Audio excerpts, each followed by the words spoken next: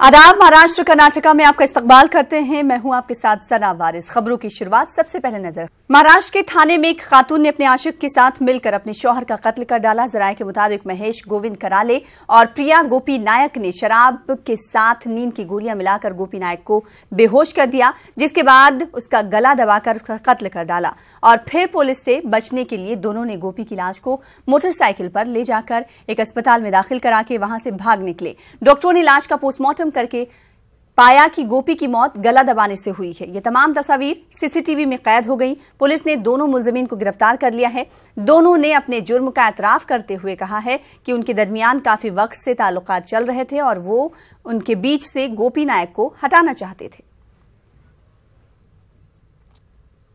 मुंबई के जोगेश्वरी इलाके में 30 दिसंबर को एक बेकाबू कार की जद में आने वाली सियाली राणे नामी लड़की अस्पताल में जहां जिंदगी और मौत की जंग लड़ रही है, तो वहीं दूसरी जानिब मुंबई पुलिस के मुलजिम ड्राइवर की शनाख्त करने के बाद भी हाथ खाली हैं। इस तफ्तीश में पुलिस कई सरकारी एजेंसियों से मदद भी ले रही है। वालिदैन के मुताबिक मुतासरा लड़की अभी तक कोमा में ही है।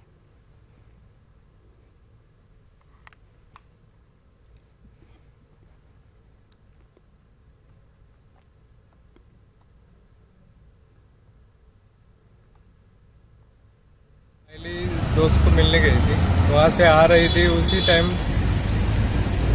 ये हादसा हो गया। तो वहाँ के लड़के लोग लेके आए पुलिस पीरियड में, साथ में वो ड्राइवर भी था। ड्राइवर जरा उम्र भी ज़्यादा है। 30 दिसंबर को शाम 4:30 बजे के दरमियान जेवेला रोड पर दुर्गानगर जंक्शन के पास एक एक्सीडेंट हुआ है, जिसमें एक कॉलेज की युवती जो घर जा रही थी, उसका पीछे से कार चालक ने आकर कार से उसे एक्सीडेंट किया और वो गंभीर जख्मी हुई है। टकरा के उसकी और साइड में गिरी लड़की गिरने के बाद लड़की दोनों बहस हो गई। बहस होने के बाद में जब पब्लिक इकट्ठा हुई तो उसको कोई पब्लिक आने लगा, तो मैं तुरंत मेरे को क्या आई तो मैं तुरंत हॉस्पिटल लेके गया उसको। हॉस्पिटल लेके जाने के बाद जो ड्राइवर था वो भी हॉस्पिटल आ चुका था और उसको एमरजेंसी वार्ड में डाला। अकोला में ट्रैफिक कवानीन को बेहतर तरीके से नाफिज करने और दीगर इंतजामी उमूर को बेहतर बनाने के मकसद से पुलिस महकमे की जानिब से एक हफ्ते के लिए मुहिम की शुरुआत की गई, जिसमें ट्रैफिक सिग्नल की मरम्मत, कानून तोड़ने वालों के खिलाफ कार्रवाई वगैरह शामिल है। अकोला में ट्रैफिक सिस्टम को बेहतर बनाने की एक कोशिश ये की गई है और अगर खिलाफ वर्जी कोई करता है तो उसके खिलाफ कार्रवाई भी होगी। म्हणजे ट्रॅफिकची होलिस्टिक आपण करणार आहे। जनरली आपण ट्रॅफिक आपण जनरली काय नाकाबंदी करतात ते पोलीसचे केसेस आम्ही करत आहे, पण असं नाही, आम्ही थोडा होलिस्टिकली ट्रॅफिकची इश्यू आम्ही ऍड्रेस करणार आहे। की जसं की ट्रॅफिक मध्ये मेन 3 इश्यूज आहे की फर्स्ट इन्फ्रास्ट्रक्चर, जसे की ट्रॅफिक मध्ये बरेच कमतरता असतात की ट्रॅफिक सिग्नल, डिवायडर, बॅरिकेडिंग, काही स्पीड ब्रेकर, काही सायनेज बोर्ड, जे काही इन्फ्रास्ट्रक्चर रिलेटेड आहे ते सर्व ते फक्त पोलीसशी संबंधित नाहीये, ते मनपा आणि अदर डिपार्टमेंट पीडब्ल्यूडी असो बाकी इतर डिपार्टमेंट से रिलेटेड असतात। तो त्या अनुषंगाने हे सगळे इन्फ्रास्ट्रक्चर बॉटलनेक्स आहे, याची गरज आहे, सगळ्या माहिती।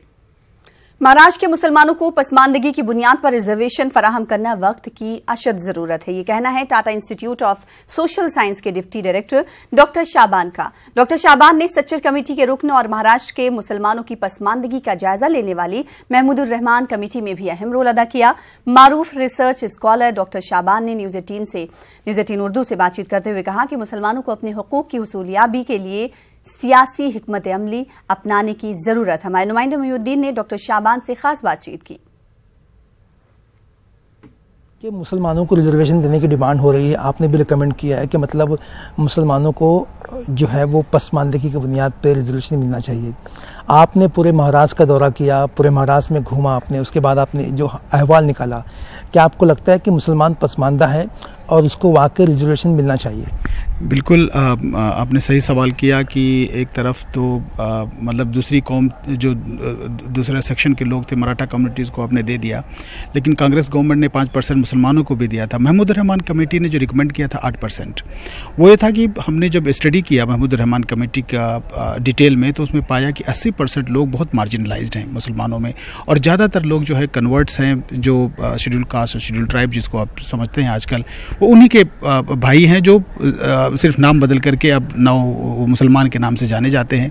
लेकिन बदकिस्मती ये रही कि जबकि कॉन्स्टिट्यूशन ऑफ इंडिया कहता है किसी को डिफ्रेंशिएट नहीं किया जाएगा मजहब के या किसी के नाम पे, वही कॉन्स्टिट्यूशन में कुछ ऐसे प्रोविज़न बनाए गए या कुछ सेक्शन ऐसे बनाए गए जिसकी वजह से रिलीजन के बेस पे लोग नहीं दे पा रहे हैं। लेकिन मैं ये उनकी कोशिश होनी चाहिए कि जो गिरा या कुचला तबका है, जो पिछड़ा तबका है, जो मुसलमानों का है, उसको भी रिजर्वेशन मिलना चाहिए। और बहुत कुछ चीज़ें हैं, बहुत कुछ लोग सवाल उठाते हैं, मुझे समझ में नहीं आता कि जब मुसलमानों का रिजर्वेशन होता है तभी लोग सवाल उठाते हैं। एक सवाल आपसे यहाँ पर बहुत अहम है कि फडणवीस जी से जब ये मेंबरान असेंबली ने पूछा कि मुसलमानों को रिजर्वेशन क्यों नहीं दिया जा सकता, तो उन्होंने जवाब में ये कहा कि मज़हब की बुनियाद पर रिजर्वेशन नहीं दिया जा सकता। तो उनका ये जवाब जो है वो कितना वाज़ेह, कितना सही लगता है? मुझे ये नहीं लगता कि मजहब बेस पे अगर हिंदुओं को न दो, अगर आप मजहब बेस पे नहीं दे रहे हो तो हिंदुओं को क्यों मिल रहा है सिर्फ? एक सवाल आपसे ये है कि इस मसले का हल क्या देखते हैं आप? तो कोशिश मुसलमानों की ये होनी चाहिए कि जो रीजनल पार्टीज़ हैं उनके साथ जाना चाहिए। अभी देख लीजिए जो तेलंगाना में TRS है, रीजनल पार्टीज अल्टरनेटिव्स हैं। इस तरह का सियासी मंजरनामा हमारे सामने आ रहा है फिलहाल, जब महागठबंधन की बात हो रही है तो मुसलमानों को जो है वो रीजनल पार्टी के साथ दे के जो है वो एक नया पॉलिटिकल अलायंस बनाने की जरूरत है। एग्जैक्टली मैं तो यही सोचता हूँ कि जब main stream parties, actually national level parties, अगर वो रोल नहीं निभा पा रही हैं जिसको निभाना चाहिए, क्योंकि उनकी पॉलिटिक्स कम्युनलिज्म पे है, रीजनल पार्टीज ही अब मोस्टली जो सेकुलर इमर्ज होकर आ रही हैं। आपका ये कहना सिर्फ यही है कि सेकुलरिज्म ही मुसलमानों की बका का जो है एक वाहिद रास्ता बचता है, उनकी तरक्की का वाहिद रास्ता बचता है हिंदुस्तान की अगर बात की जाए? नहीं, मुसलमान सेकुलर रहे हैं, रास्ता ही नहीं है, मतलब बल्कि वही मेन स्ट्रीम है। मुसलमान सेकुलर थे, सेकुलर हैं, सेकुलर रहेंगे, और उसी चीज़ को उनको आगे बढ़ाना चाहिए। ऐसी रीजनल पार्टीज़ को मुसलमानों को वोट देना चाहिए, उनके साथ जाना चाहिए जो मुसलमानों के इंटरेस्ट को जो है वो महफूज करती है, सेफ करती है।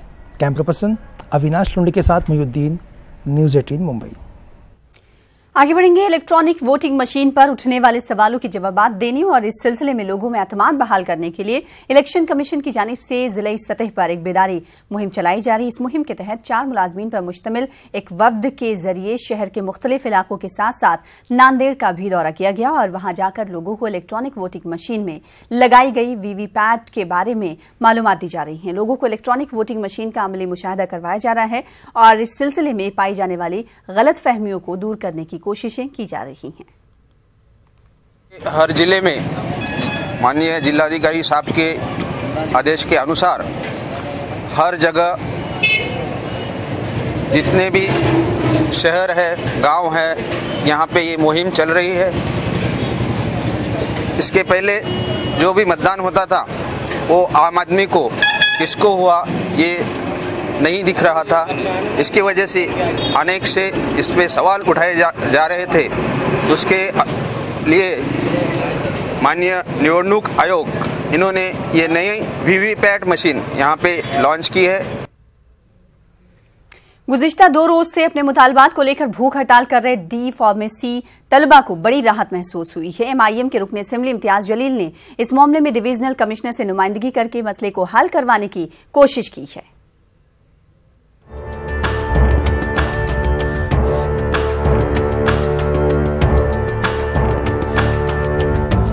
औरंगाबाद के फार्मास्यूटिकल कॉलेज में ज़ेर तालीम डॉक्टर ऑफ फार्मेसी के सैकड़ों तलबा व तालिबात पिछले 2 दिनों से डिविजनल कमिश्नर ऑफिस के रूबरू भूख हड़ताल कर रहे थे। मीडिया और मकामी अखबारात ने इन तलबा की बात तो उठाई, लेकिन सियासी और इंतजामी सतह पर किसी ने नुमाइंदगी नहीं की। फार्मेसी के इन तलबा ने मीडिया के सामने अपनी मांगों को कुछ इस तरह रखा था। फार्मेसी काउंसिल ऑफ इंडिया ने फार्मडी नाम का कोर्स भारत में चालू कर दिया। उसके बाद उसके लिए लगने वाले रूल्स रेगुलेशन कुछ भी बनाए नहीं। इस वजह से बच्चों के पढ़ाई में तो नुकसान हो ही रहा है, पर फ्यूचर में जाकर वो क्या काम करेंगे, कैसा काम करेंगे और उन्हें कितना पेमेंट मिलेगा, इसका कुछ भी बनाया नहीं। तो यही मांगे हम रख के अभी हमारी प्रमुख मांगे हैं कि हमें स्टाइपेंड दिया जाए और उसके बाद गवर्नमेंट हॉस्पिटल्स में क्लिनिकल फार्मासिस्ट की पोस्ट बनाई जाए। MIM के रुकन असेंबली इम्तियाज जलील ने आज खुद इन तलबा की हड़ताल का नोटिस लिया और इस मामले में डिविजनल कमिश्नर से मुलाकात की। इस मौके पर टेक्निकल एजुकेशन के डायरेक्टर को भी मदऊ किया गया और तलबा के मसाइल पर संजीदगी से गौर किया गया। बाद अज़ां तलबा के नुमाइंदा वफ्द ने डिविजनल कमिश्नर को मेमोरेंडम पेश किया। डिविजनल कमिश्नर ने एश्योरेंस दिया है कि ये इनका पूरा डेलीगेशन जो भी मेमोरेंडम ये दिए है ये गवर्नमेंट के ऊपर फॉलो करेंगे। मैं स्टूडेंट से यही अनुरोध करूंगा कि चूंकि ये गवर्नमेंट लेवल का डिसीजन है, इसीलिए इसको गवर्नमेंट लेवल के ऊपर फॉलो करने की ज़रूरत है। इम्तियाज़ जलील जी ने इस बात का बहुत ही अच्छे से बात करके अपने आयुक्त कार्यालय में आकर उनसे खुद से बात करके हमारा पॉइंट आगे भेजने की बात की। डी फार्मा के तलबा ने एमएलए की मुदाखलत और डिविजनल कमिश्नर से नुमाइंदगी के बाद अपनी भूख हड़ताल वापस ले ली है। उनको यकीन दिलाया गया है कि हुकूमती सतह पर उनके मसाइल हल कर लिए जाएंगे। न्यूज़ 18 उर्दू के लिए औरंगाबाद से अजहरुद्दीन की रिपोर्ट। अकोला में अली फाउंडेशन की जानिब से गरीब और जरूरतमंद अफराद के लिए इज्तिमाई शादी का एहतमाम किया गया, जिसमें 25 जोड़ों ने अपनी अज़दवाजी जिंदगी का आगाज किया। जश्न पैलेस हॉल में मुनक्किदा इस इज्तिमाई शादियों में शहर के मुख्तलिफ सरकर्दा शख्सियात ने शिरकत की। माजरे के अली फाउंडेशन मुख्तलिफ समाजी कामों में हमेशा पेश रहता है। तो अली फाउंडेशन अकोला की तरफ से इज्तिमाई शादिया का इंतज़ाम किया गया है, जिसमें 25 शादिया का सम्मेलन हुआ है। अली फाउंडेशन एक ऐसी सामाजिक संस्था है जो अपने सामाजिक कार्य से एक अपने सोशल एक्टिविटी को आगे बढ़ाना चाहती है, जिसके दौरान अली फाउंडेशन ने अब तक के 1700 सिलाई मशीन गरीब बच्चों के लिए प्रशिक्षण देकर वितरित की है। भिवंडी में कोकन एजुकेशनल सोसाइटी के ज़ेर एहतमाम Rais high school and junior college के वसी और अरीज मैदान में बैनुल मदारिस खेल मुकाबले की तकरीब मुनक्किद की गई, जिसका इफ्तिताह माहिरीन स्पोर्ट्स ने किया। तकरीबन हफ्ते भर चलने वाले इस खेल मुकाबले में फुटबॉल, दौड़, रस्सी खींच जैसे दर्जनों खेल का मुकाबला बच्चों के दरमियान होगा। इस खेल के इफ्तिताह पर सोसाइटी के सदर सबी सैयद व दीगर स्टाफ ने आए हुए मेहमानान का इस्तकबाल करते हुए मुकाबले में हिस्सा लेने वाले बच्चों को नेक ख्वाहिशात पेश की। क्योंकि प्रोग्राम जो हम अभी देख के आए हैं खेलों का वो इतना शानदार हुआ कि अगर मैं नहीं यहाँ आता तो मुझे अफसोस होता। मैं सब मुंतज़मीन को बहुत बहुत मुबारकबाद देता हूँ। और बीइंग अ डॉक्टर मैं एक ही मैसेज दूंगा कि सेहतमंद अगर आपको दिमाग चाहिए तो उसके लिए सेहत। और इस वक्त कांग्रेस सदर राहुल गांधी मीडिया नुमाइंदों से खिताब करें, प्रेस कॉन्फ्रेंस से खिताब करें। आपको सीधे लिए चलते हैं। वहीं साफ बोल रहे हैं कि पर्रिकर जी ने कैबिनेट मीटिंग में बोला कि मेरे पास राफेल की फाइल है, पूरा का पूरा इंफॉर्मेशन है और मुझे कोई डिस्टर्ब नहीं कर सकता है क्योंकि ये मेरे हाथ में है। By the way, there might be other tapes of this nature as well. This might not be the only tape. The entire cabinet heard what Mr. Parrikar said. And essentially what Mr. Parrikar is doing is threatening the Prime Minister of India, blackmailing the Prime Minister of India because he has information about the Rafale deal. We've been raising, काफी समय से हम ये raise कर रहे हैं, हिंदी में कह देता हूं, काफी समय से हम ये रेज कर रहे हैं। आज रणदीप जी ने एक टेप प्ले की, उसमें गोवा के मंत्री कहते हैं कि मेरे पास राफेल की गोवा के मंत्री कहते हैं कि चीफ मिनिस्टर ने कैबिनेट मीटिंग में बोला कि उनके पास राफेल का पूरा इंफॉर्मेशन है, उनके पास राफेल की फाइल है।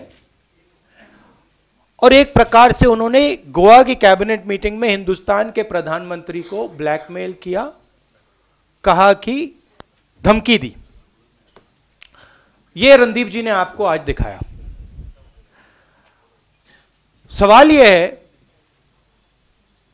कि पर्रिकर जी के बेडरूम में क्या इंफॉर्मेशन है, क्या फाइलें हैं और इसका इंपैक्ट नरेंद्र मोदी जी पे क्या है। तो ये एक मेन बात है। Should we go to Jaitley ji speech now. अब भाषण में अपने भाषण में जेटली जी ने बोला कि 1600 करोड़ रुपए का नंबर कहां से आता है, कि कांग्रेस पार्टी 1600 करोड़ रुपए की बात करती है पर एयरक्राफ्ट, हर जहाज के लिए। तो ये नंबर कांग्रेस पार्टी कहां से ला रही है, ये आपने सुना होगा, सुना? हाँ, अब हम आपको दिखाते हैं कहां से आ रहा है। क्लिप 1 प्लीज, क्लिप 1 प्ले करिए जरा। कितने होंगे ऑफसेट? 58,000 करोड़ का पूरा डील है। ऑफसेट हुए 29,000 के अगले 10 साल तक। अब कितने होंगे ऑफसेट? अब इन्होंने स्वयं कहा 58,000 करोड़ की डील है। राहुल गांधी ने नहीं कहा, कांग्रेस पार्टी ने नहीं कहा, अरुण जेटली जी ने अपने पार्लियामेंट के भाषण में कहा। 58,000 को आप 36 से डिवाइड करिए, क्या नंबर आता है?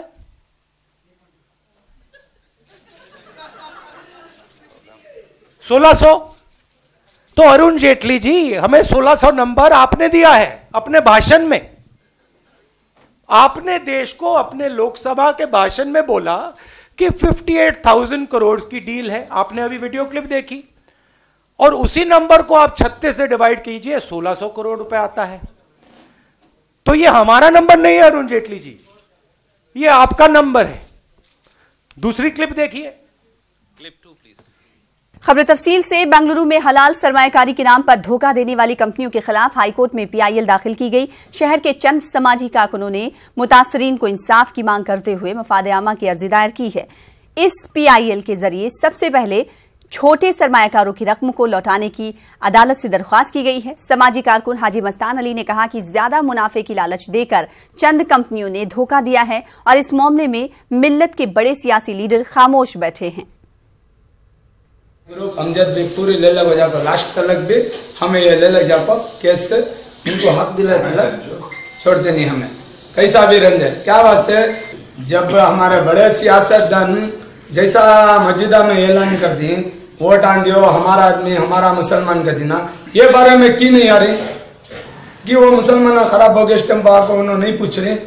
वो आर्गुमेंट के बाद हमें ये जो पीएल फाइल कर गए हैं, जो रिकवरी हो रहा सीसीपी में, जो पैसा जो आदमी लोग को ये दे गया था, वो जो कैश वो रिकवरी होने के है ऑलरेडी, वो पैसा हमें क्या ये करे बोले तो वो जो भी जो छोटे आदमी लोग हैं, जो 50,000 लाख 1.5 लाख 2 लाख 2.5 लाख, वो वैसे आदमी लोग को वो पैसा मिले जैसा पीएल डाल के, जो बीमार हैं, जो कैंसर पेशेंट हैं, डायलिसिस पेशेंट हैं, वो सब लोग के वास्ते निकालने के वास्ते जज साहब को भी रिक्वेस्ट करके।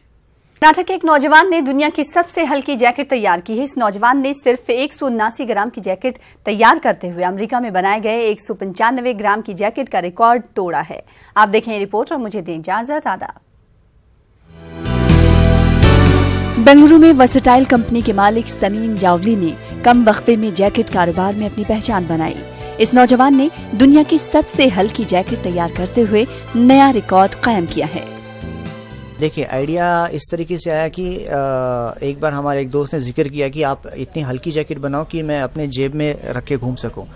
तो फिर तब मुझे ये करना था, तो इसके लिए मैंने बहुत अपना रिसर्च चालू किया। मैं बहुत ऑनलाइन रिसर्च वगैरह करते रहता हूँ कि दुनिया में क्या नया प्रोडक्ट्स आ रहे हैं।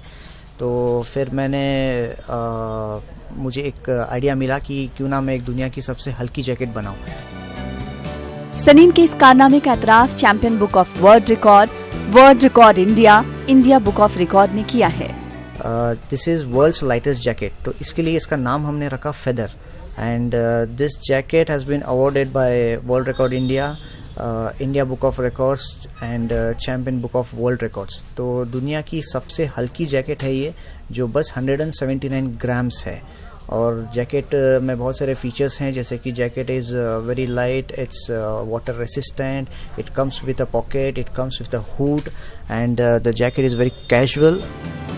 कर्नाटक के हुबली शहर से ताल्लुक रखने वाले सनीन ने इंफॉर्मेशन एंड टेक्नोलॉजी में इंजीनियरिंग की है।